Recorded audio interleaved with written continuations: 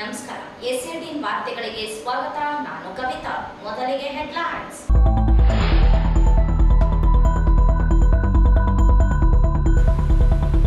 ರಾಂಪುರ ಜಲಾಶಯಕ್ಕೆ ನೀರು. ಶಾಸಕ ಡಾಕ್ಟರ್ ಶಿವರಾಜ್ ಪಾಟೀಲ್ ಭೇಟಿ. ಕಾಯಿಸಿದ ಸೋಸಿ ಕುಡಿಯಲು ಜನರಲ್ಲಿ ಮನವಿ.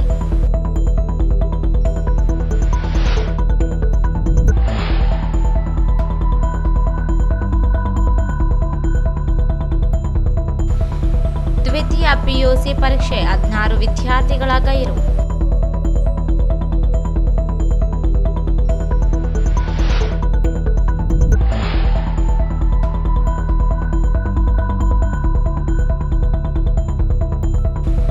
ಜೂನ್ 30ರಂದು ಉಪ್ಪಾರ ಸಮಾಜದಿಂದ ಭಗೀರಥ ಜಯಂತಿ. ಪ್ರತಿಭಾ ಪುರಸ್ಕಾರ ಆದಿರಾಜ ಆದೋನಿ.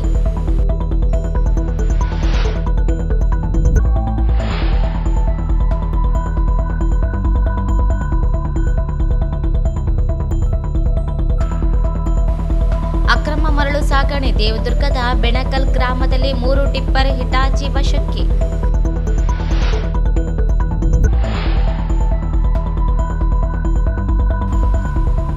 ವೇದಾಂತ ಕಾಲೇಜಿನಲ್ಲಿ 200 ವಿದ್ಯಾರ್ಥಿಗಳಿಗೆ ಉಚಿತ ಪ್ರವೇಶ. ರಾಕೇಶ್ ರಾಜಲವಂಡಿ.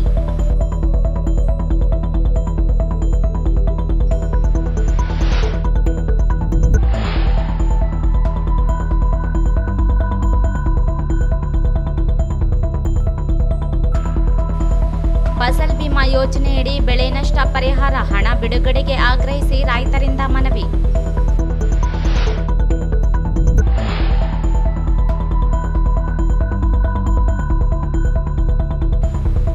ಖಾಸಗಿ ಶಾಲೆಗಳಲ್ಲಿ ಅನಧಿಕೃತ ಶುಲ್ಕ ವಸೂಲಿ ಕ್ರಮಕ್ಕೆ ಆಗ್ರಹಿಸಿ ಸಿಪಿಐ-ಎಂಎಲ್ ರೆಡ್ ಸ್ಟಾರ್ ಮನವಿ.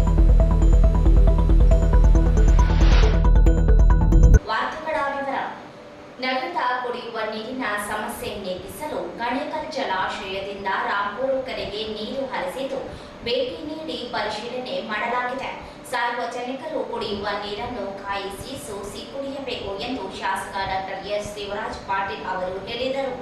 ನಗರದ ರಾಂಪುರ ಕೆರೆಗೆ ಭೇಟಿ ನೀಡಿದ ಬಳಿಕ ಮಾಧ್ಯಮದವರೊಂದಿಗೆ ಮಾತನಾಡಿ, ನಗರದಲ್ಲಿ ಕುಡಿಯುವ ನೀರಿನ ಸಮಸ್ಯೆ ಹೆಚ್ಚಾಗಿದ್ದು, ಗಣೇಕಲ್ ಜಲಾಶಯದಿಂದ ಕುಡಿಯುವ ನೀರಿಗಾಗಿ ರಾಂಪುರ ಕೆರೆಗೆ ನೀರು ಹರಿಸಲಾಗುತ್ತಿದ್ದು, ಕೆರೆ ತುಂಬಿಸುವ ಕಾರ್ಯ ನಡೆದಿದೆ. ರಾಂಪುರ ಕೆರೆಗೆ ಭೇಟಿ ನೀಡಿ ಪರಿಶೀಲನೆ ಮಾಡಲಾಗಿದೆ. ರಾಂಪುರ ಕೆರೆಯ ಕುಡಿಯುವ ನೀರು ಅವಲಂಬಿತ ಕಾರಡಗಳ ನಿವಾಸಿಗಳು ನಲ್ಲಿಗೆ ಬಿಟ್ಟ ನೀರನ್ನು ನೇರವಾಗಿ ಸೇವಿಸದೆ ನೀರನ್ನು ಕುದಿಸಿ ಆರಿಸಿ ಸೋಸಿ ಕುಡಿಯಬೇಕು. ಅಧಿಕಾರಿಗಳು ನಗರಕ್ಕೆ ಶುದ್ಧ ಕುಡಿಯುವ ನೀರಿನ ಕೆಲಸ ಮಾಡಬೇಕಾಗಿದೆ. ಗಾಣೇಕಲ್ ಜಲಾಶಯದಿಂದ ರಾಂಪುರ ಕೆರೆಗೆ ಕೊನೆಯ ನೀರಾಗಿದ್ದು, ನೀರನ್ನು ಮಿತ ಬಳಕೆ ಮಾಡುವ ಮೂಲಕ ಕಾಯಿಸಿ ಸೋಸಿ ಕುಡಿಯಬೇಕೆಂದು ತಿಳಿಸಿದರು. 2-3 ದಿನದಿಂದ ರಾಯಚೂರು ನಗರದಲ್ಲಿ ಸ್ವಲ್ಪ ಕುಡಿಯುವ ನೀರಿನ ಸಮಸ್ಯೆ ಉಂಟಾಗಿತ್ತು. ಈಗಾಗಲೇ ಗಣೇಕಲ್ ಬ್ಯಾರೇಜ್ನಿಂದ ರಾಂಪುರ ಕೆರೆಗೆ ನೀರು ಹರಿಸುವಂಥ ಕಾರ್ಯ ಈಗಾಗಲೇ ಪ್ರಾರಂಭವಾಗಿದೆ. ಮತ್ತು ಇವತ್ತು ನಾನು ರಾಂಪುರ ಜಲಾಶಯಕ್ಕೆ ನಮ್ಮೆಲ್ಲ ಮುಖಂಡರ ನೇತೃತ್ವದಲ್ಲಿ ಭೇಟಿ ಕೊಟ್ಟು ಇವತ್ತು ಅಲ್ಲಿಯ ವ್ಯವಸ್ಥೆಗಳ ಬಗ್ಗೆ ಸಂಪೂರ್ಣವಾಗಿ ಮಾಹಿತಿಯನ್ನು ತಿಳ್ಕೊಂಡಿದ್ದೇವೆ. ಮತ್ತು ಇವತ್ತು ಬಹುಶಃ ಮಧ್ಯಾಹ್ನದಿಂದ ಮತ್ತು ರಾಯಚೂರು ಕುಡಿಯೋ ನೀರಿನ ಪರಿಸ್ಥಿತಿ ಯಥಾಸ್ಥಿತಿಗೆ ಬರ್ತದೆ. ಮತ್ತು ನಾನು ಎಲ್ಲ ಆಫೀಸರ್ಸಿಗೆ ನಾನು ಹೇಳಲಿಕ್ಕೆ ಬಯಸ್ತೇನೆ, ಚುನಾವಣೆ ಸಂದರ್ಭ ಇರೋದರಿಂದ ನಮಗೆ ತಮ್ಮನ್ನು ಭೇಟಿ ಮಾಡಲಿಕ್ಕೆ ಆಗಲಿಲ್ಲ. ನಿಮಗೆಲ್ಲರಿಗೂ ಕೈ ಮುಗಿದು ವಿನಂತಿ ಮಾಡ್ತೇನೆ, ಇವತ್ತು ಶುದ್ಧ ಕುಡಿಯುವ ನೀರಿನ ಕೆಲಸ ಸಮಸ್ತ ರಾಯಚೂರು ಜನರಿಗೆ ಒದಗಿಸುವಂಥ ಕೆಲಸ ತಾವು ಮಾಡಬೇಕು. ನಾನು ಸಾರ್ವಜನಿಕರಿಗೂ ಕೈ ಮುಗಿ ಕೇಳ್ತೇನೆ, ಇವತ್ತು ಕೊನೆಯ ನೀರು ನಮಗೆ ಬರ್ತಾ ಇರೋದು, ಇವತ್ತು ಗಣೇಕಲ್ ಬ್ಯಾರೇಜ್ನಲ್ಲಿರುವಂಥ ಕೊನೆಯ ನೀರು. ಹಾಗಾಗಿ ತಾವೆಲ್ಲರೂ ಕುಡಿಯುವಂಥ ನೀರು ಕಾಯಿಸಿ ಆರಿಸಿ ಕುಡಿಬೇಕಂತೇಳಿ ತಮ್ಮಲ್ಲಿ ಕೈ ಮುಗಿದು ವಿನಂತಿ ಮಾಡಲಿಕ್ಕೆ ಬಯಸ್ತೇನೆ. ಈ ಸಂದರ್ಭದಲ್ಲಿ ಬಿಜೆಪಿ ಮುಖಂಡರಾದ ರವೀಂದ್ರ ಚಲ್ದಾರ್, ಕಡಗೋಳು ಆಂಜನೇಯ, ಶಶಿರಾಜ, ನರಸರೆಡ್ಡಿ ಸೇರಿದಂತೆ ಅನೇಕರಿದ್ದರು. ಜಿಲ್ಲೆಯಲ್ಲಿ ಇಂದು ದ್ವಿತೀಯ ಪಿಯುಸಿ ಪರೀಕ್ಷೆಗಳು ನಡೆದಿದ್ದು, ಹಿಂದಿ ವಿಷಯ ಪರೀಕ್ಷೆಗೆ ಜಿಲ್ಲೆಯಲ್ಲಿ 16 ವಿದ್ಯಾರ್ಥಿಗಳು ಗೈರಾಗಿದ್ದಾರೆ. ರಾಯಚೂರು ತಾಲೂಕಿನಲ್ಲಿ 42 ವಿದ್ಯಾರ್ಥಿಗಳು ನೋಂದಣಿ ಮಾಡಿಕೊಂಡಿದ್ದು 32 ವಿದ್ಯಾರ್ಥಿಗಳು ಹಾಜರಾಗಿದ್ದಾರೆ. 10 ವಿದ್ಯಾರ್ಥಿಗಳು ಗೈರಾಗಿದ್ದಾರೆ. ಸಿಂಧನೂರು ತಾಲೂಕಿನಲ್ಲಿ 5 ವಿದ್ಯಾರ್ಥಿಗಳು ನೋಂದಣಿ ಮಾಡಿಕೊಂಡಿದ್ದರೆ 2 ವಿದ್ಯಾರ್ಥಿಗಳು ಹಾಜರಾಗಿದ್ದರು. ಉಳಿದ 3 ಜನ ವಿದ್ಯಾರ್ಥಿಗಳು ಗೈರಾಗಿದ್ದಾರೆ. ಮಾನ್ವಿ ತಾಲೂಕಿನಲ್ಲಿ 5 ವಿದ್ಯಾರ್ಥಿಗಳು ನೋಂದಣಿ ಮಾಡಿಕೊಂಡಿದ್ದು 4 ವಿದ್ಯಾರ್ಥಿಗಳು ಹಾಜರಾಗಿದ್ದರು. ಉಳಿದ 1 ವಿದ್ಯಾರ್ಥಿಯು ಗೈರಾಗಿದ್ದಾರೆ. ಲಿಂಗಸೂರು ತಾಲೂಕಿನಲ್ಲಿ 6 ವಿದ್ಯಾರ್ಥಿಗಳು ನೋಂದಣಿ ಮಾಡಿಕೊಂಡಿದ್ದರೆ 4 ವಿದ್ಯಾರ್ಥಿಗಳು ಹಾಜರಾಗಿದ್ದರು. ಉಳಿದ 2 ಜನ ವಿದ್ಯಾರ್ಥಿಗಳು ಗೈರಾಗಿದ್ದಾರೆ. ದೇವದುರ್ಗ ತಾಲೂಕಿನಲ್ಲಿ 7 ವಿದ್ಯಾರ್ಥಿಗಳು ನೋಂದಣಿ ಮಾಡಿಕೊಂಡಿದ್ದರೆ 7 ವಿದ್ಯಾರ್ಥಿಗಳು ಹಾಜರಾಗಿದ್ದಾರೆ ಎಂದು ಶಾಲಾ ಶಿಕ್ಷಣ ಇಲಾಖೆ ಉಪನಿರ್ದೇಶಕರು ತಿಳಿಸಿದ್ದಾರೆ. ಜಿಲ್ಲಾ ಭಗೀರಥ ಉಪ್ಪಾರ ಸಮಾಜದ ಸಂಘದಿಂದ ಜೂನ್ 30ರಂದು ಶ್ರೀ ಭಗೀರಥ ಜಯಂತಿ ಹಾಗೂ ಪ್ರತಿಭಾ ಪುರಸ್ಕಾರ ಕಾರ್ಯಕ್ರಮವನ್ನು ಸಿದ್ದರಾಮ ಚಂಬರದಿನ್ನಿ ರಂಗಮಂದಿರದಲ್ಲಿ ಆಯೋಜಿಸಲಾಗಿದೆ ಎಂದು ಸಮಾಜದ ಪ್ರಧಾನ ಕಾರ್ಯದರ್ಶಿ ಆದಿರಾಜ ಆದೋನಿ ಅವರು ಹೇಳಿದರು. ಅವರಿಂದು ಮಾಧ್ಯಮಗೋಷ್ಠಿ ಉದ್ದೇಶಿಸಿ ಮಾತನಾಡಿ, ಜೂನ್ 30ರಂದು ಬೆಳಿಗ್ಗೆ ನಗರದ ಉಪ್ಪರವಾಡಿ ಶ್ರೀ ಲಕ್ಷ್ಮೀ ವೆಂಕಟೇಶ್ವರ ದೇವಸ್ಥಾನದಿಂದ ಭಾವಚಿತ್ರ ಮೆರವಣಿಗೆ ನಡೆಸಲಾಗುತ್ತದೆ. ನಂತರ ರಂಗಮಂದಿರದಲ್ಲಿ ನಡೆಯಲಿರುವ ಕಾರ್ಯಕ್ರಮದಲ್ಲಿ ಎಸ್ಎಸ್ಎಲ್ಸಿ ಮತ್ತು ಪಿಯುಸಿಯಲ್ಲಿ 80%ಕ್ಕಿಂತ ಹೆಚ್ಚು ಅಂಕ ಪಡೆದ ಸಮಾಜದ ವಿದ್ಯಾರ್ಥಿಗಳಿಗೆ ಪ್ರತಿಭಾ ಪುರಸ್ಕಾರ ಹಾಗೂ ನಿವೃತ್ತಿ ಹೊಂದಿದ ಸಮಾಜ ನೌಕರರಿಗೆ ಸನ್ಮಾನಿಸಿ ಗೌರವಿಸಲಾಗುತ್ತದೆ. ಅತಿ ಹೆಚ್ಚು ಅಂಕ ಪಡೆದ ವಿದ್ಯಾರ್ಥಿಗಳು ಅಂಕಪಟ್ಟಿ ಹಾಗೂ ಆಧಾರ್ ಕಾರ್ಡ್ ಜೆರಾಕ್ಸ್ ಪ್ರತಿಯನ್ನು ಜೂನ್ 20ರೊಳಗೆ ಸಲ್ಲಿಸಬೇಕು. ಅರ್ಜಿಗಳನ್ನು ಆದಿರಾಜ ಆದೋನಿ 9980775850, ಯಂಕೋಬಾರ್ ಸರ್ಜಾಪುರ 9886466331, ರಾಘವೇಂದ್ರ ಕೊಟ್ನೇಕಲ್ 9986710299, ವಿರುಪಣ್ಣ ಗುಡಿಸಿಂಧನೂರು 7019907201, ದೇವರಾಜ ಗುಡಿಸಿರವರ 9448929738, ಆನಂದ ಗುಂಟೆ ಲಿಂಗಸಗೂರು 9880041900, ಆರ್ವಿ ಭಗೀರಥ ಮನ್ಸಗಲ್ ದೇವದುರ್ಗ 7676497648, ನಿಜಗುಣೆ ಗುಂಟೆ ಸರ್ಜಾಪುರ 9591481368 ಇವರಲ್ಲಿ ಆಯಾ ತಾಲೂಕಿನ ವಿದ್ಯಾರ್ಥಿಗಳು ಅರ್ಜಿಗಳನ್ನು ಸಲ್ಲಿಸಬೇಕೆಂದರು.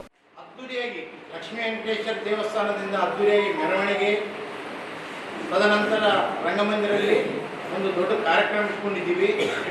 ಆ ಕಾರ್ಯಕ್ರಮದಲ್ಲಿ ನಮ್ಮ ಸಮಾಜದ SLC ಮತ್ತು PUC ಸೆಕೆಂಡ್ ಇಯರ್ ಪಾಸಾದಂಥ ವಿದ್ಯಾರ್ಥಿನಿಗೆ 80% ಅಬೋವ್ 80% ಮೇಲ್ಪಟ್ಟಂಥ ವಿದ್ಯಾರ್ಥಿಗಳಿಗೆ ನಾವು ಒಂದು ಪ್ರತಿಭಾ ಪುರಸ್ಕಾರ ಅಂತೇಳಿ ನಾವು ಸನ್ಮಾನ ಕಾರ್ಯಕ್ರಮ ಇಟ್ಕೊಂಡಿದ್ದೀವಿ. ಅದೇ ರೀತಿಯಾಗಿ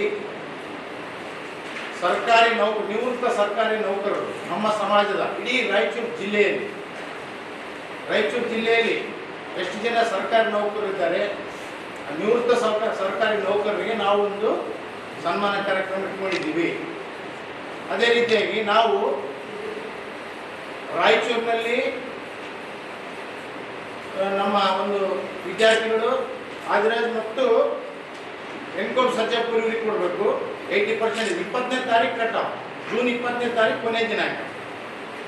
ಅದೇ ರೀತಿಯಾಗಿ ಮಾನ್ವಿ ರಾಘವೇಂದ್ರ ಕೊಟ್ನೇಕಲ್, ಸಿಂಧನೂರು ವಿರುಪಣ್ಣ ಗುಡಿ ಮತ್ತು ಉಮೇಶ್ ಗೋಮರ್ಸಿ, ಸಿರ್ವಾರ್ ದೇವರಾಜ್ ಗುಡಿ ಹಾಗೂ ಸರ್ಜಾಪುರ ಆನಂದ್ ಗುಂಟಿ ಇವರಿಗೆ, ಲಿಂಗಸೂರು ತಾಲೂಕು ಆನಂದ್ ಗುಂಟಿ ಇವರಿಗೆ, ಆರ್ವಿ ಭಗೀರಥ್ ಮಾನ್ಸ್ಕಲ್ ಇವರು ದೇವದುರ್ಗ ಕ್ಷೇತ್ರ. ಈ ರೀತಿ ಎಲ್ಲ ವಿದ್ಯಾರ್ಥಿಗಳು ಜೂನ್ 20ನೇ ತಾರೀಕು ಒಳಗಡೆ ಸರಿಯಾಗಿ ಮುಗಿಸಿ ಅದೇ ದಿನ ಕೊನೆ ದಿನಾಂಕ ಇರುತ್ತದೆ. 30ನೇ ತಾರೀಕು ಒಂದು ಅದ್ದೂರಿ ಕಾರ್ಯಕ್ರಮ ಮಾಡಬೇಕಂತೇಳಿ ನಮ್ಮ ಒಂದು ಭಗೀರಥ ಸಮಾಜ. ಈ ಸಂದರ್ಭದಲ್ಲಿ ಸಮಾಜದ ಅಧ್ಯಕ್ಷ ಎನ್ ಬುಗ್ಗಾರೆಡ್ಡಿ, ಮಾಣಿಕ್ಯಪ್ಪ, ಅಮರೇಶಪ್ಪ ಆದೋನಿ, SL ವೀರೇಶ್, ಸಾಯಿ ಪ್ರಕಾಶ್, ಚೂಕೂರು ಶ್ರೀನಿವಾಸ, ಸಿದ್ದಲಿಂಗಪ್ಪ ನಾಗೋಲಿ, ರೋಟ್ಲ ಶಿವಪ್ಪ ಸೇರಿದಂತೆ ಅನೇಕರಿದ್ದರು.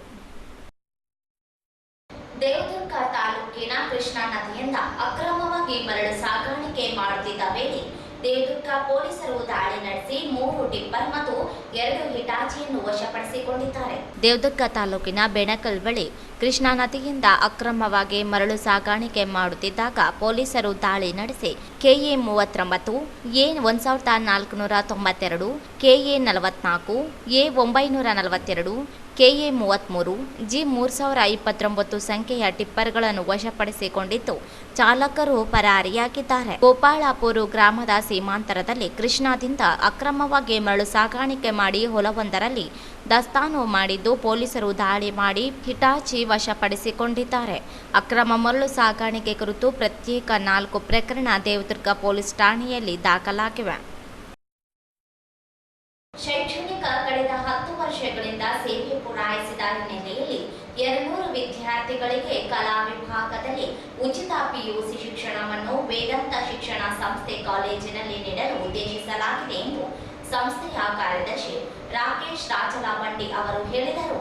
ಅವರು ನಿನ್ನೆ ಮಾಧ್ಯಮಗೋಷ್ಠಿ ಉದ್ದೇಶಿಸಿ ಮಾತನಾಡಿ 2014ರಲ್ಲಿ ಶ್ರೀ ವೆಂಕಟೇಶ್ವರ ಎಜುಕೇಷನ್ ಟ್ರಸ್ಟ್ ಪ್ರಾರಂಭಿಸಿ ವಿದ್ಯಾರ್ಥಿಗಳಿಗೆ ಗುಣಮಟ್ಟ ಶಿಕ್ಷಣ ಒದಗಿಸಲು ಪ್ರಾರಂಭಿಸಲಾಯಿತು. 2021ರಲ್ಲಿ ವೇದಾಂತ ಶಿಕ್ಷಣ ಸಂಸ್ಥೆ ಪ್ರಾರಂಭಿಸಿ ಪದವಿ ಮತ್ತು PU ಕಾಲೇಜುಗಳನ್ನು ಪ್ರಾರಂಭಿಸಲಾಯಿತು. ಕಾಲೇಜಿನಲ್ಲಿ ಪ್ರವೇಶದ ಪಡೆದ ಅದೆಷ್ಟೋ ಬಡ ವಿದ್ಯಾರ್ಥಿಗಳು ಎದುರಿಸುತ್ತಿರುವ ಆರ್ಥಿಕ ಸಮಸ್ಯೆಯನ್ನು ಅರಿತು ಪ್ರಥಮ PUC 100 ಮತ್ತು ದ್ವಿತೀಯ PUC 100 ವಿದ್ಯಾರ್ಥಿಗಳಿಗೆ ಯಾವುದೇ ಶುಲ್ಕವಿಲ್ಲದೆ ಪ್ರವೇಶ ಪಡೆಯಲು ಉದ್ದೇಶಿಸಲಾಗಿದೆ. ಮೊದಲ ಬಂದವರಿಗೆ ಮೊದಲ ಆದ್ಯತೆಯಾಗಿ ಪ್ರವೇಶ ನೀಡಲಾಗುತ್ತದೆ. 100 ರೂಪಾಯಿ ಅರ್ಜಿ ಫೀ ಶುಲ್ಕ ಪಾವತಿಸಬೇಕು. ಪಠ್ಯ ಮತ್ತು ವಸತಿ ಸಮವಸ್ತ್ರ ಯಾವುದೇ ವ್ಯವಸ್ಥೆ ಇರುವುದಿಲ್ಲ. ಪ್ರವೇಶ ಮಾತ್ರ ಉಚಿತವಾಗಿ ನೀಡಲಾಗುತ್ತದೆ. 2 ವರ್ಷದ ವಿದ್ಯಾರ್ಥಿಗಳಿಗೆ ಸರಿಸುಮಾರು 16 ಲಕ್ಷ ರೂಪಾಯಿ ವಾರ್ಷಿಕ ಹಣವಾಗುತ್ತದೆ. ಸ್ವಯಂ ಆಗಿ ಬರೆಸಿಕೊಳ್ಳುವುದಾಗಿ ಹೇಳಿದ್ರು. ಅಲ್ಲದೆ ಕೆಲ ದಾನಿಗಳು ಮುಂದೆ ಬಂದರೂ ಸ್ವೀಕರಿಸುವುದಾಗಿ ಹೇಳಿದ್ರು. ನನ್ನ ಈಗ ಸಮಾಜದಿಂದ ಏನೇನು ತಗೋಬೇಕೆಲ್ಲ ತಗೊಂಡಿದ್ದೀನಿ. ಗುರುತು ತಗೊಂಡಿದ್ದೀನಿ, ಹೆಸರು ತಗೊಂಡಿದ್ದೀನಿ, ಕೀರ್ತಿನ ತಗೊಂಡಿದ್ದೀನಿ. ಅದೇ ರೀತಿ ಈಗ ನನಗೆ 10 ವರ್ಷ ಆದರೂ ಏನಾದರೂ ಸಮಾಜಕ್ಕೆ ವಾಪಸ್ ಏನಾದರೂ ಕೊಡಬೇಕನ್ನೋ ವಿಚಾರದಲ್ಲಿ ಈ ವರ್ಷದಿಂದ ಪ್ರತಿ ವರ್ಷ ಕಲಾ ವಿಭಾಗದಲ್ಲಿ 200 ವಿದ್ಯಾರ್ಥಿಗಳಿಗೆ ಫ್ರೀ ಎಜುಕೇಷನ್ ಕೊಡಬೇಕಂತ ವಿಚಾರದಲ್ಲಿ ಬಂದಿದ್ದೀನಿ. ಸೊ ಇದಕ್ಕೆ ನಿಮ್ಮೆಲ್ಲರಿಗೂ ರಿಕ್ವೆಸ್ಟ್ ಏನು ಮಾಡ್ತಾ ಇದ್ದೀನಿ ಅಂದರೆ, ನೀವು ಒಂದು ವಿಚಾರದ ಎಲ್ಲ ವಿದ್ಯಾರ್ಥಿಗಳಿಗೆ ಯಾರ್ಯಾರು ರಿಕ್ವೆಸ್ಟ್ ಯಾರ್ಯಾರು ರಿಕ್ವೈರ್ಮೆಂಟ್ ಇದೆ ಅವ್ರಿಗೆ ರೀಚ್ ಆಯಿತು ಅಂದ್ರೆ ಅವರಿಗೆ ಒಂದು ಸರ್ವಿಸನ್ನ ಉಪಯೋಗಿಸ್ಕೋಬೋದು ಅನ್ನೋ ವಿಚಾರದಲ್ಲಿ ನಿಮ್ಮ ಹತ್ರ ಬಂದಿದ್ದೀನಿ ಸರ್. ಮೊನ್ನೆ ತಾನೇ ರಿಸಲ್ಟ್ಸ್ ಬಂದಿದ್ದಾವೆ 10th ಇಂದು. ಎಲ್ಲ ಭಾಗದಲ್ಲಿ ರೂರಲಲ್ಲಿ ಸ್ವಲ್ಪ ಎಜುಕೇಷನ್ಲಿ ರಿಸಲ್ಟ್ಸ್ ಕಡಿಮೆ ಇದೆ ಸರ್ 10th ಇಂದು. ಸೊ ಹಂಗಿರುವಾಗ ನಿಮ್ಮ ಒಂದು ರೀಚ್ ಕರೆಕ್ಟಾಗಿ ಎಲ್ಲ ಕಡೆ ನಿಮ್ಮ ಹೆಲ್ಪಿಂದ ಎಲ್ಲರಿಗೂ ನಾನು ರೀಚ್ ಆಯಿತು ಅಂತಂದ್ರೆ ಎಕ್ಸ್ಪೆಕ್ಟೆಡ್ ಸ್ಟೂಡೆಂಟ್ಸ್ ಯಾರು ಆಲ್ರೆಡಿ ಚಲೋ ರಿಸಲ್ಟ್ಸ್ ಬಂದಿದ್ದಾರೆ ಅವ್ರು ನಮ್ಮ ಹತ್ರ ಬಂದು ಅಪ್ಲಿಕೇಶನ್ ಹಾಕ್ಬೋದು. ಅಪ್ಲಿಕೇಶನ್ ಹಾಕಿರೋ ಬೇಸಿಸ್ ಮೇಲೆ ನಾವು ಬೆಸ್ಟ್ 100 ಸ್ಟೂಡೆಂಟ್ಸ್ ನಾವು ಫ್ರೀಯಾಗಿ ಅಡ್ಮಿಷನ್ ತಗೋತೀವಿ. ಈ 200 ಅಡ್ಮಿಷನ್ ಅಂದರೆ ಫಸ್ಟ್ ಇಯರ್ 100 ಮತ್ತು ಸೆಕೆಂಡ್ ಇಯರ್ 100 ಅಂತ. ಈಗ ಆಲ್ರೆಡಿ ನಮ್ಮ ಹತ್ರ 75 ವಿದ್ಯಾರ್ಥಿಗಳು PUC ಸೆಕೆಂಡ್ ಇಯರಲ್ಲಿ ಆರ್ಟ್ಸ್ ಇದ್ದಾರೆ. ಆ ಇಬ್ಬರನ್ನ ಸೇರಿಸ್ಕೊಂಡು ಈ ಬರೋದ 100 ವಿದ್ಯಾರ್ಥಿಗಳು ನಮ್ಮ ಪರ್ಮಿಷನ್ ಇರೋದೇ 100 ವಿದ್ಯಾರ್ಥಿಗಳು ಅಂದರೆ 80 ಪರ್ಮಿಷನ್ ಇರ್ತದೆ ನಮಗೆ. ಸೊ DDPU ಸಾಹೇಬ್ರ ಹತ್ರ ನಾವು ಸ್ಪೆಷಲ್ ರಿಕ್ವೆಸ್ಟ್ ಮಾಡ್ಕೊಂಡಿರೋದ್ರೆ ಇನ್ನೊಂದು 20 ಅವ್ರು ನಮಗೆ ಎಕ್ಸ್ಟ್ರಾ ಕೊಡ್ಬೋದು ಅನ್ನೋ ವಿಚಾರದಲ್ಲಿ ಇಟ್ಕೊಂಡು ಆ 100 ಅಡ್ಮಿಷನ್ ಫಸ್ಟ್ ಇಯರ್ಗೆ ಮತ್ತು 100 ಅಡ್ಮಿಷನ್ ಸೆಕೆಂಡ್ ಇಯರ್ಗೆ ಈ ವಿದ್ಯಾರ್ಥಿಗಳಿಗೆ ಫ್ರೀಯಾಗಿ ಎಜುಕೇಷನ್ ಕೊಡಬೇಕಂತ ವಿಚಾರದಲ್ಲಿ ಇಟ್ಕೊಂಡು ಸೆಕೆಂಡ್ ಇಯರ್ ಅಂತಂದರೆ ಆರ್ಟ್ಸ್ ಅಂತಂದ್ರೆ ನಮ್ಮ ಭಾಗದಲ್ಲಿ ಬರೋರೆಲ್ಲ ರೂರಲ್ ವಿದ್ಯಾರ್ಥಿಗಳೇ ಕೇಳಿ ಅವರಿಗೆ ನಾನು ಕಾಲೇಜಲ್ಲಿ ನೋಡ್ತಾ ಇದ್ದೀನಲ್ಲ ಭಾಳಷ್ಟು ವಿದ್ಯಾರ್ಥಿಗಳು ಚಪ್ಪಲ್ ಇಲ್ಲದೆ ಬರ್ತಾರೆ ಕಾಲೇಜಿಗೆ. ಆಮೇಲೆ ಈ ಒಂದು ಸರ್ವಿಸ್ ಅವರಿಗೆ ಯಾಕೆ ಕೊಡಬೇಕನ್ನೋ ವಿಚಾರ ನನಗೆ ಕ್ವಶನ್ ಕೇಳಿರೋದಕ್ಕೆ ಆನ್ಸರ್ ನನಗೇನು ಅಂತಂದರೆ, ನಾನು 10:10ಕ್ಕೆ 10:20ಕ್ಕೆ 10:30 ನಾನು ಕಾಲೇಜ್ ಹೋಗ್ತಿರುವಾಗ ಅಲ್ಲಿಂದ ಅವರಿಗೆ ವಿದ್ಯಾರ್ಥಿಗಳು ಹೊರಗಡೆ ಬರ್ತಾ ಇರ್ತಾರೆ. BSc, BCA, BCom, BA ಪದವಿ ತರಗತಿಗಳನ್ನು ಸಹ ನಡೆಸಲಾಗುತ್ತಿದೆ ಎಂದರು. ವಿದ್ಯಾರ್ಥಿಗಳು ವೇದಾಂತ ಶಿಕ್ಷಣ ಸಂಸ್ಥೆ ಕಾಲೇಜಿನಲ್ಲಿ PUC ಮತ್ತು ದ್ವಿತೀಯ ವರ್ಷ ಕಲಾ ವಿಭಾಗದಲ್ಲಿ ಪ್ರವೇಶ ಪಡೆದು ಅವಕಾಶ ಬಳಸಿಕೊಳ್ಳಬೇಕೆಂದರು. ಈ ಸಂದರ್ಭದಲ್ಲಿ ಕಾಲೇಜಿನ ಉಪನ್ಯಾಸಕರುಗಳಾದ ಶಿವಪ್ಪ, ಪ್ರಾಣೇಶ್, ಬೀರಪ್ಪ, ನಿರ್ಮಲಾದೇವಿ ಉಪಸ್ಥಿತರಿದ್ದರು. ಪ್ರಧಾನಮಂತ್ರಿ ಫಸಲ್ ಬಿಮಾ ಯೋಜನೆಯಡಿ ವಿಮೆ ಹಣವನ್ನು ರೈತರ ಖಾತೆಗೆ ಜಮಾ ಮಾಡಬೇಕು ಎಂದು ದೇವದುರ್ಗ ತಾಲೂಕಿನ ಬಂದಲಿ ಗ್ರಾಮದ ರೈತರು ಜಿಲ್ಲಾಧಿಕಾರಿ ಕಚೇರಿ ಅಧಿಕಾರಿಗಳಿಗೆ ನಿನ್ನೆ ಮನವಿ ಸಲ್ಲಿಸಿದರು. ದೇವದುರ್ಗ ತಾಲೂಕಿನ ಪಲಕನಮರಡಿ ಗ್ರಾಮ ಪಂಚಾಯಿತಿ ವ್ಯಾಪ್ತಿಯಲ್ಲಿ ಬರುವ ಬಂದಲಿ ಗ್ರಾಮದ ರೈತರು ಪ್ರಧಾನಮಂತ್ರಿ ಫಸಲ್ ಬಿಮಾ ಯೋಜನೆಯಡಿ ವಿಮೆಯ ಕಂತನ್ನು ಕಟ್ಟಿದ್ದಾರೆ. ಆದರೆ ಸರ್ಕಾರದಿಂದ ಈ ಪ್ರದೇಶವನ್ನು ಬರಗಾಲವೆಂದು ಘೋಷಣೆ ಮಾಡಿದ್ದು, ಈ ಗ್ರಾಮ ಪಂಚಾಯತ್ ವ್ಯಾಪ್ತಿಯಲ್ಲಿ ಬರುವ ಪ್ರದೇಶವು ನೀರಾವರಿಗೆ ಒಳಪಟ್ಟಿಲ್ಲ. ಮಳೆ ಆಧಾರಿತ ಕೃಷಿ ಜಮೀನುಗಳಿದ್ದು ರೈತರು ಮಳೆ ಬಾರದೆ ಆರ್ಥಿಕವಾಗಿ ತೀರಾ ಸಂಕಷ್ಟಕ್ಕೆ ಒಳಗಾಗಿದ್ದಾರೆ. ಕೃಷಿ ಇಲಾಖೆ ಅಧಿಕಾರಿಗಳಿಗೆ ಪ್ರಧಾನಮಂತ್ರಿ ಫಸಲ್ ಬಿಮಾ ಯೋಜನೆಯಡಿ ವಿಮೆ ಹಣವನ್ನು ರೈತರ ಖಾತೆಗೆ ಜಮಾ ಮಾಡಲು ಸೂಕ್ತ ನಿರ್ದೇಶನ ನೀಡಬೇಕು ಎಂದು ಒತ್ತಾಯಿಸಿದರು.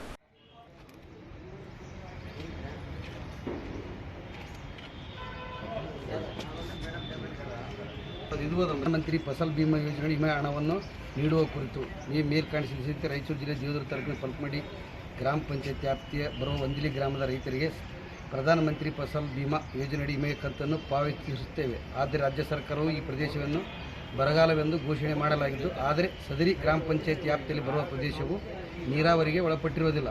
ಮಳೆ ಆಧಾರಿತ ಕೃಷಿ ಜಮೀನು ಬೆಳೆದು ರೈತರು ಮಳೆ ಬರದೆ ಆರ್ಥಿಕ ತೀರ ಸಂಕಷ್ಟಕ್ಕೆ ಒಳಗಾಗಿರ್ತಾರೆ. ಕಾರಣ ದಯಾಳುಗಳು ತಾವು ಸಂಬಂಧಪಟ್ಟ ಕೃಷಿ ಅಧಿಕಾರಿಗಳಿಗೆ ಪ್ರಧಾನಮಂತ್ರಿ ಫಸಲ್ ಬಿಮಾ ಯೋಜನೆಯಡಿ ವಿಮಾ ಹಣವನ್ನು ರೈತರ ಖಾತೆಗೆ ಜಮಾ ಮಾಡಲು ಸೂಕ್ತ ನಿರ್ದೇಶನ ನೀಡಲು ತಮ್ಮಲ್ಲಿ ಕಳಕಳಿಯಿಂದ ವಿನಂತಿಸುತ್ತೇವೆ. ಗ್ರಾಮದ ಮಾರುತೇಶ್ವರ ದೇವಸ್ಥಾನದ ಹತ್ತಿರುವ ಶುದ್ಧ ಕುಡಿಯುವ ನೀರಿನ ಘಟಕ ಸ್ಥಾಪಿಸಲಾಗಿದ್ದು, ಆದರೆ ಸೂಕ್ತ ನಿರ್ವಹಣೆ ಇಲ್ಲದೆ ಶುದ್ಧ ನೀರಿನ ವ್ಯವಸ್ಥೆ ಇರೋದಿಲ್ಲ. ಕಲ್ಪಿಸಿ ರಿಪೇರಿ ಮಾಡಿ ಕೊಡಬೇಕೆಂದು ತಮ್ಮಲ್ಲಿ ವಿನಂತಿ. ಈಗಾಗಲೇ ಕೊರೆದಿರುವ ಬೋರ್ವೆಲ್ಗಳು ನೀರಿನ ಜಲ ಕಡಿಮೆಯಾಗಿದ್ದು ಅವುಗಳು ಫ್ಲಶಿಂಗ್ ಮಾಡಿಸಿಕೊಡಬೇಕು.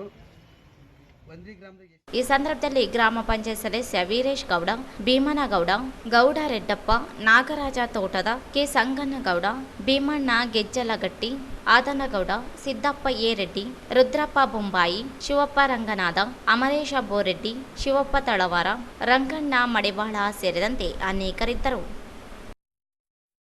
ಖಾಸಗಿ ಶಿಕ್ಷಣ ಸಂಸ್ಥೆಗಳು ದುಬಾರಿ ಶುಲ್ಕ ದಂಧೆಗೆ ಕಡಿವಾಣ ಹಾಕಿ ಉಚಿತ ಮತ್ತು ಕಡ್ಡಾಯ ಹಾಗೂ ವೈಜ್ಞಾನಿಕ ಶಿಕ್ಷಣದ ಸಮರ್ಪಕ ಜಾರಿಗೊಳಿಸಬೇಕು ಎಂದು ಸಿಪಿಐಎಂಎಲ್ ರೆಡ್ ಸ್ಟಾರ್ ಪಕ್ಷದ ವತಿಯಿಂದ ಜಿಲ್ಲಾಧಿಕಾರಿ ಕಚೇರಿ ಅಧಿಕಾರಿಗಳ ಮೂಲಕ ಮುಖ್ಯಮಂತ್ರಿಗಳಿಗೆ ನಿನ್ನೆ ಮನವಿಯನ್ನು ಸಲ್ಲಿಸಲಾಯಿತು. ರಾಜ್ಯದಲ್ಲಿ ಸರ್ಕಾರಿ ಶಿಕ್ಷಣ ವ್ಯವಸ್ಥೆಯು ಸಂಪೂರ್ಣವಾಗಿ ಹದಗೆಟ್ಟಿದೆ. ಪ್ರತಿ ವರ್ಷ ಖಾಸಗಿ ಶಿಕ್ಷಣ ಸಂಸ್ಥೆಗಳು ಬಡ ಮತ್ತು ಮಧ್ಯಮ ವರ್ಗದ ಮಕ್ಕಳಿಗೆ ಸಹಕಾರಿಯಾಗದೆ ವಿಷಕಾರಿಯಾಗುತ್ತಿವೆ ಎಂದು ದೂರಿದರು. ಶಿಕ್ಷಣ ವ್ಯಾಪಾರದ ಕೇಂದ್ರವನ್ನಾಗಿ ಅಕ್ಷರಗಳನ್ನು ಆಯಾ ಸಂಸ್ಥೆಯವರು ಮಾರಾಟಕ್ಕಿಟ್ಟಿದ್ದಾರೆ. ಉಚಿತ ಮತ್ತು ಕಡ್ಡಾಯ ಶಿಕ್ಷಣದ ಸಮರ್ಪಕವಾಗಿ ಜಾರಿಯಾಗದೆ ಸರ್ಕಾರಿ ಶಾಲಾ ಕಾಲೇಜುಗಳು ಮುಚ್ಚಲಾಗುತ್ತಿದೆ. ರಾಜಕಾರಣಿಗಳು, ಶ್ರೀಮಂತರು ಶಿಕ್ಷಣ ಕ್ಷೇತ್ರದಲ್ಲಿ ಬಂಡವಾಳ ಹೂಡಿ ಪ್ರಾರಂಭಿಸಿದ ಅನೇಕ ಖಾಸಗಿ ಶಿಕ್ಷಣ ಸಂಸ್ಥೆಗಳು ದುಬಾರಿ ಶುಲ್ಕ ವಸೂಲಿ ಮೂಲಕ ಬಡವರ ರಕ್ತ ಹೀರುತ್ತವೆ. ಕ್ಯಾಂಪಿಟೇಷನ್, ಡೊನೇಷನ್, ದುಬಾರಿ ಶುಲ್ಕ, ಕಿರುಕುಳ, ಕಡಿಮೆ ಅಂಕ, ಮಾನಸಿಕ ಹಿಂಸೆಯನ್ನು ನೀಡುತ್ತಾ ಸಾಮಾಜಿಕ ಮೌಲ್ಯಾಧಾರಿತ ಸಮಾಜ ವೈಜ್ಞಾನಿಕ ಶಿಕ್ಷಣಕ್ಕೆ ಒತ್ತು ನೀಡದೆ ವ್ಯಾಪಾರದ ಕೇಂದ್ರವಾಗಿ ಬದಲಾಗುತ್ತಿವೆ ಎಂದು ಆರೋಪಿಸಿದರು. ಶಿಕ್ಷಣ ಕ್ಷೇತ್ರದಲ್ಲಿ ಖಾಸಗಿ ಶಿಕ್ಷಣ ಸಂಸ್ಥೆಗಳು ಧಾರ್ಮಿಕ ಮೂಲಭೂತವಾದಂತಹ ಮುಖ ಮಾಡುವ ಧರ್ಮ, ಜಾತಿ, ಮತ, ಪಂಥಗಳಿಗೆ ಒತ್ತು ಕೊಡುತ್ತಾ ಅವೈಜ್ಞಾನಿಕವಾಗಿ ಮೌಢ್ಯಗಳನ್ನು ಮಕ್ಕಳಲ್ಲಿ ಬಿತ್ತುತ್ತಾ ಆಧುನಿಕ ಕಾಲಘಟ್ಟದಲ್ಲಿ ಪುರಾತನ ಯುಗಕ್ಕೆ ಕರೆದೊಯ್ಯಲಾಗುತ್ತವೆ. ಖಾಸಗಿ ಶಿಕ್ಷಣ ಸಂಸ್ಥೆಗಳ ಶುಲ್ಕದ ದಂಧೆ ಕಡಿವಾಣ ಹಾಕಬೇಕಿದೆ. ಪ್ರತಿ ವರ್ಷ 15% ಶುಲ್ಕ ಹೆಚ್ಚಳ ಮಾಡುವಂತೆ ಖಾಸಗಿ ಶಿಕ್ಷಣ ಸಂಸ್ಥೆಗಳು ಸರ್ಕಾರಕ್ಕೆ ಪ್ರಸ್ತಾವನೆ ಸಲ್ಲಿಸಿವೆ. ಖಾಸಗಿ ಶಾಲೆಗಳಿಗೆ ಶುಲ್ಕ ನಿಗದಿ ಅಧಿಕಾರ ರಾಜ್ಯ ಸರ್ಕಾರಕ್ಕಿಲ್ಲ ಎಂದು ಹೈಕೋರ್ಟ್ ಸ್ಪಷ್ಟವಾಗಿ ಆದೇಶ ಹೊರಡಿಸಿದ್ದು, ರಾಜ್ಯ ಸರ್ಕಾರ ಹೈಕೋರ್ಟ್ ಮುಂದೆ ಸಮರ್ಪಕ ವಾದ ಮಂಡಿಸದಿರುವುದೇ ಇದಕ್ಕೆ ಕಾರಣವಾಗಿದೆ ಎಂದು ದೂರಿದರು. 2024-25 ಈ ಶೈಕ್ಷಣಿಕ ವರ್ಷದಲ್ಲಾದರೂ ಖಾಸಗಿ ಶಾಲೆಗಳ ದುಬಾರಿ ಶುಲ್ಕ ದಂಧೆಯಿಂದ ಪೋಷಕರನ್ನು ರಕ್ಷಿಸಲು ಕ್ರಮ ಕೈಗೊಳ್ಳಬೇಕು. ಖಾಸಗಿ ಶಾಲೆಗಳ ವಸೂಲಿಗೆ ಶುಲ್ಕ ನಿಯಂತ್ರಣ ಪ್ರಾಧಿಕಾರವು ತಡೆ ನೀಡಬೇಕಾಗಿದೆ.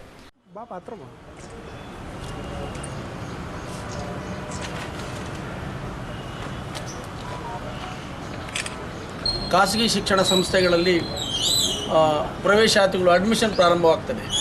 ನಾಯಿ ಕೊಡೆಗಳಂತೆ ಇದ್ದಿರುವ ಖಾಸಗಿ ಶಿಕ್ಷಣ ಸಂಸ್ಥೆಗಳು ಶೈಕ್ಷಣಿಕವಾಗಿ ಒಂದು ಸಮಾಜದ ವಿದ್ಯಾರ್ಥಿಗಳನ್ನು, ಬಡ ಮತ್ತು ಮಧ್ಯಮ ತರಗತಿಯ ಮತ್ತು ಇತರೆ ಕಡು ಬಡವರನ್ನ ಮಕ್ಕಳನ್ನು ಉದ್ಧಾರ ಮಾಡುವ ಹೆಸರಿನಲ್ಲಿ ಏನು ಶಿಕ್ಷಣ ಸಂಸ್ಥೆ ತೆಗೆದಿವೆ ಅವೆಲ್ಲ ವ್ಯಾಪಾರ ಕೇಂದ್ರಗಳಾಗಿವೆ.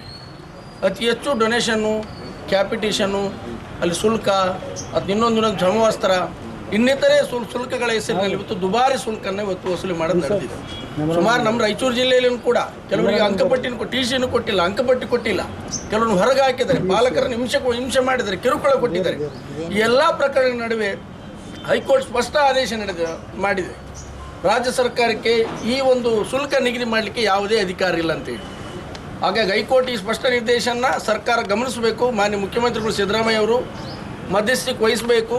ಈ ಶುಲ್ಕ ನಿಗದಿ ಸಂಬಂಧಪಟ್ಟಂಗೆ ನ್ಯಾಯಾಂಗ ಸಮಿತಿನ ಅಥವಾ ಹೈಕೋರ್ಟ್ ತೀರ್ಪನ್ನು ಸ್ಪಷ್ಟವಾಗಿ ಅದನ್ನು ಜವಾಬ್ ಕೊಡಬೇಕು. ಅವರಿಗೆ ಹೈಕೋರ್ಟ್ ತೀರ್ಪಿಗೆ ಸಂಬಂಧಪಟ್ಟಂಗೆ ಜವಾಬ್ ಕೊಡಬೇಕು.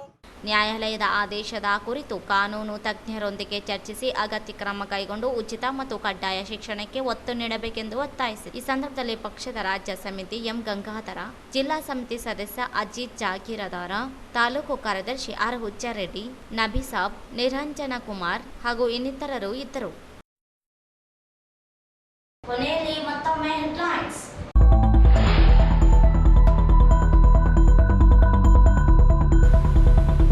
ರಾಂಪೂರು ಜಲಾಶಯಕ್ಕೆ ನೀರು, ಶಾಸಕ ಡಾಕ್ಟರ್ ಶಿವರಾಜ ಪಾಟೀಲ್ ಭೇಟಿ, ಕಾಯಿಸಿದ ಸೋಸಿ ಕುಡಿಯಲು ಜನರಲ್ಲಿ ಮನವಿ.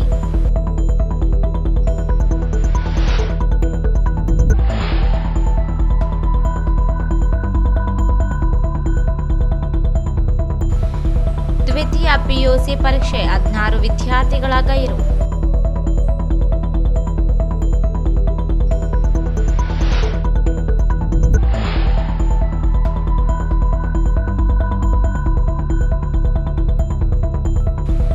ಜೂನ್ 30ರಂದು ಉಪ್ಪಾರ ಸಮಾಜದಿಂದ ಭಗೀರಥ ಜಯಂತಿ, ಪ್ರತಿಭಾ ಪುರಸ್ಕಾರ ಆದಿರಾಜ ಆದೋನಿ.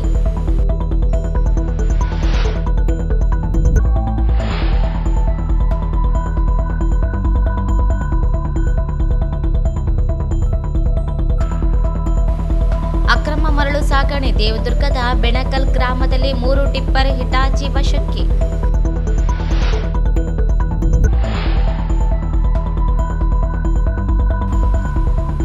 ವೇದಾಂತ ಕಾಲೇಜಿನಲ್ಲಿ 200 ವಿದ್ಯಾರ್ಥಿಗಳಿಗೆ ಉಚಿತ ಪ್ರವೇಶ, ರಾಕೇಶ್ ರಾಜಲವಂಡಿ.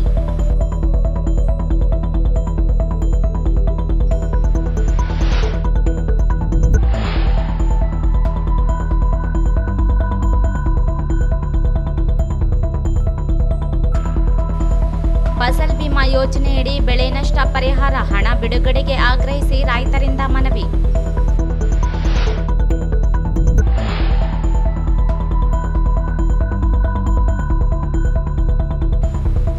ಖಾಸಗಿ ಶಾಲೆಗಳಲ್ಲಿ ಅನಧಿಕೃತ ಶುಲ್ಕ ವಸೂಲಿ ಕ್ರಮಕ್ಕೆ ಆಗ್ರಹಿಸಿ ಸಿಪಿಐ ಎಂಎಲ್ ರೆಡ್ ಸ್ಟಾರ್ ಮನವಿ. ಇಲ್ಲಿಗೆ ವಾರ್ತಾ ಪ್ರಸಾರ ಮುಕ್ತಾಯವಾಯಿತು. ಮುಂದಿನ ವಾರ್ತೆಗಳೊಂದಿಗೆ ಭೇಟಿಯಾಗೋಣ. ವಂದನೆಗಳು.